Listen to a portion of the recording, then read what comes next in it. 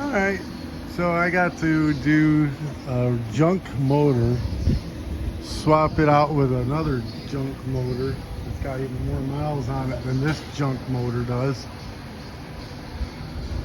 And a piece of crap car that's got, you know, drive shafts hanging out of it, brake pads completely gone.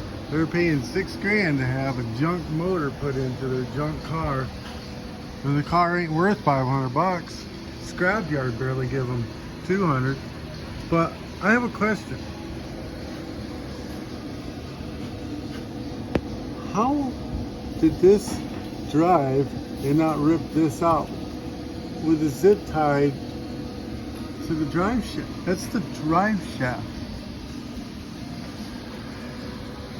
That's the drive shaft, and this sensor, O2 sensor, is zip tied to it. It just spun freely there and created a nice shiny spot. Yeah, that's my life. All right, peace.